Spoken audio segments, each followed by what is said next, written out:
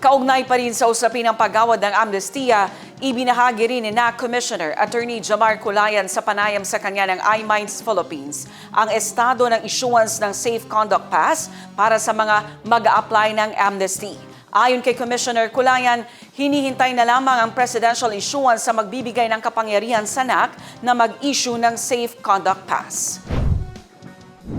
Sa Safe Conduct Pass naman, ang posisyon talaga ng ng National Amnesty Commission diyan ay tiningnan namin yung nature ng Safe Conduct Pass, no? And we found out based on practice na ang Safe Conduct Pass is the power of the commander-in-chief, no?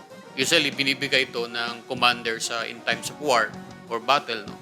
Binibigay ito ng commander para pagbigyang pahintulot yung kalaban na magdaan, no, for humanitarian consideration. So because of that, tinignan natin na itong power to issue Safe Conduct Pass ay power ng President. So since wala yon sa aming proclamation at saka sa executive order creating the National Amnesty Commission, that we have that power to issue Safe Conduct Pass.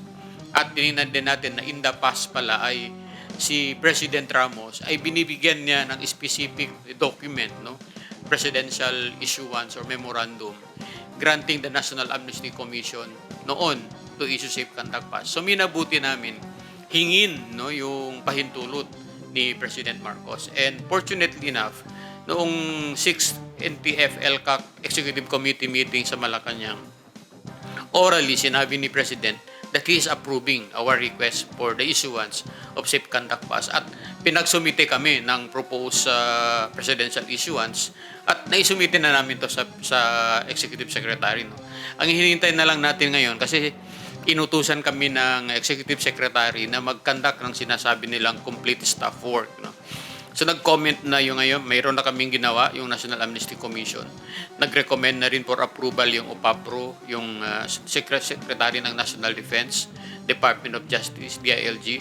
So ang